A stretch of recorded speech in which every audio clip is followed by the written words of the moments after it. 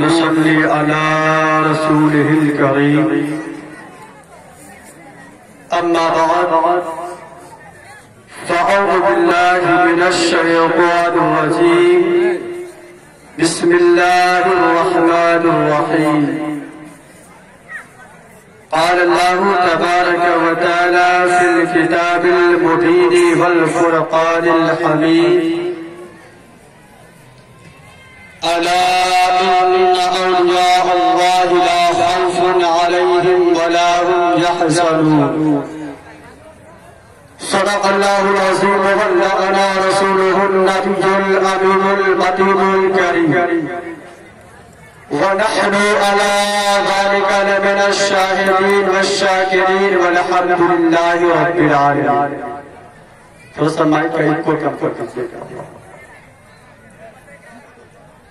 عزیزان ملت اسلامیہ، میں زیادہ تمہیدی کلمات میں نہیں جانا چاہتا. آپ ابھی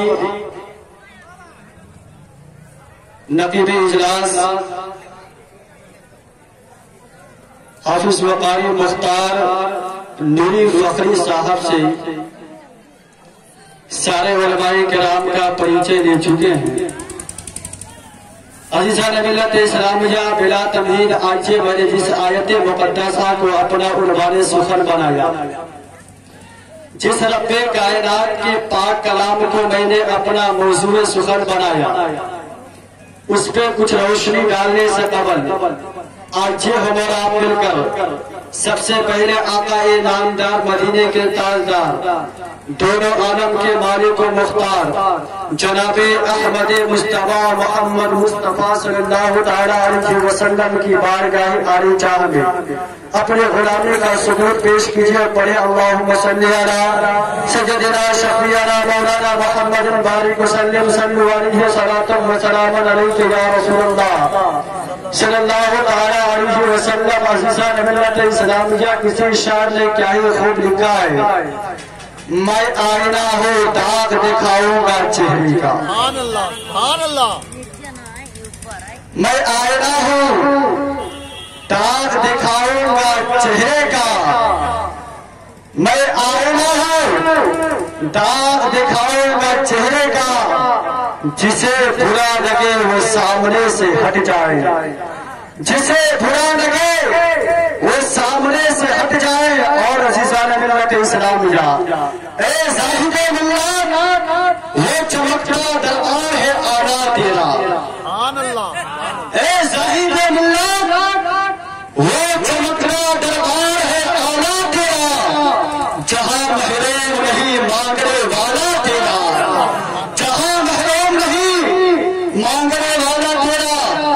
میں زاہد ملت کی بارگاہ میں سوال کرتا، اے میرے زاہد پیا، آپ تو حافظ بھی ہیں، آپ تو قاری بھی ہیں، اپنے وقت کے ولی کامل بھی ہیں. اے میرے زاہد پیا، یہ ہندوستان کی سرزمین ہے، یہ ترائی علاقہ ہے جہاں تک اسلام کا کوئی نام لینے والا نہیں تھا، جہاں تک اسلام کا کوئی پجاری نہیں تھا، جہاں تک لوگ ہندو قسم کے لوگ پائے جا رہے تھے. اے میرے زاہد پیا، میں آپ سے سوال کرنا چاہتا ہوں، آپ تو پڑے ہندوستان سے ہیں، آپ تو شاہ مجھ الدین کے مرید ہیں. اے زاہد پیا، میں آپ سے پوچھنا چاہتا ہوں، اتنے جاہل انپڑھ گوار علاقے میں آپ نے دین اسلام کی تبلیغ کیسے کر دیا؟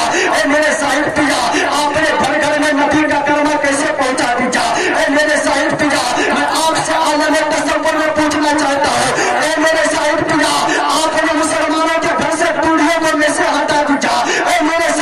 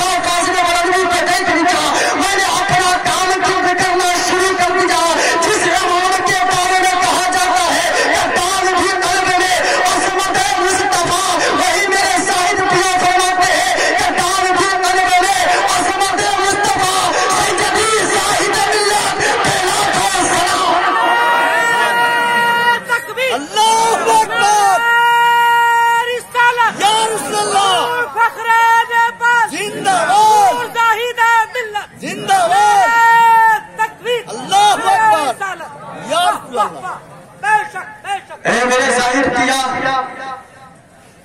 آپ نے اس طرحی علاقہ میں جو کام کیا ہے، آپ نے اس طرحی علاقہ میں جو دین مدین کی خدمتیں دی ہے، اسے دنیا رہتی دنیا تک کوئی مسلمان نہیں بھلا سکتا۔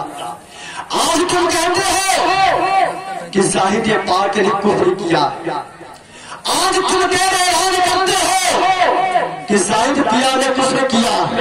یاد رکھنا عزیزان ملت اسلام جا، وہی زاہد پاک، وہی زاہد میرے پیا ہے جس نے میرے زاہد پیا پر کفر کا فتویٰ لگایا تھا یا لگوایا تھا، اس سے چلنے کا ڈھنگ نہیں تھا، لیکن میرے زاہد پیا نے اپنے ہاتھ کا سہارا دیا، اپنے انگلی کا سہارا دیا، اسے چلنا سکھایا۔ ارے وہی زاہد پیا ہے، وہی میرے زاہد پیا ہے جسے بغدادی کہا کہ علی تک کہنے کا ڈھنگ نہیں تھا، لیکن میرے زاہد پیا نے علی سے جان تک کے کہنے کا ڈھنگ سکھا دیا۔ وہی میرے زاہد پیا ہے جسے قرآن پڑھنے کا ڈھنگ نہیں تھا، لیکن میرے زاہد پیا نے اسے قرآن پڑھنے کا ڈھنگ سکھا دیا۔ ارے وہی زاہد پیا ہے جسے عالم کہلانے کا، جو عالم کہلانے کے لائق نہیں تھا، لیکن میرے زاہد پیا نے اسے عالم کہلا دیا۔ اب ذرا عزیزان ملت اسلام جا، ذرا اور دور میں چلتا ہے، جب آدم علیہ السلام کی تخلیق کی گئی، جو اللہ تبارک و تعالیٰ نے حضرت آدم علیہ السلام کے مجسمہ کو تیار کر دیا۔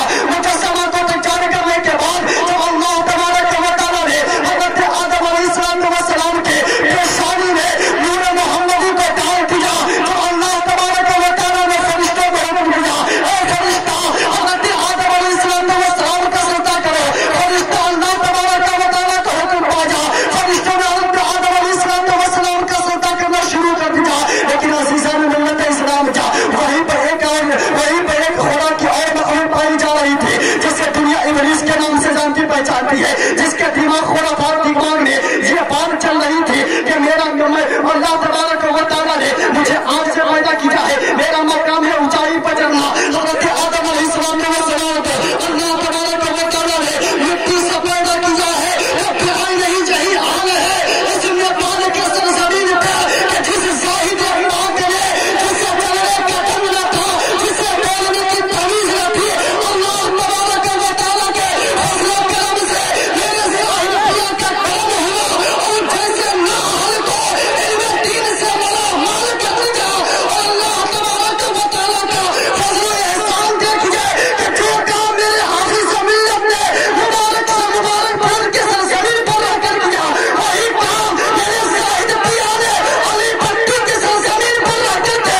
آج پورے نیپال کے ترائی علاقہ نہیں بلکہ پورے نیپال میں عالم سے بھر دیا، فاضل سے بھر دیا، حافظ سے بھر دیا۔ آج کہتے ہیں کہ انہوں نے کیا۔ عزیزان ملت اسلام جا، انہی باتوں کے ساتھ اپنے گفتگو کو اختتام کرنا چاہتا ہوں، اس لیے کہ ہمارے علماء کرام سے اجازت نہیں کہ میں اپنے گفتگو کو طویل دوں۔ انشاءاللہ تبارک و تعالیٰ پھر کبھی موقع ملے انشاءاللہ میں پوری باتیں تفصیل سے پہنچانے کی کوشش کروں گا۔ آئیے ہم اور آپ مل کر سے پڑھے کہ مرتبہ کلمہ کہیے، پڑھیے لا الہ الا اللہ محمد رسول اللہ صلی اللہ تعالیٰ علیہ وسلم۔ السلام علیکم۔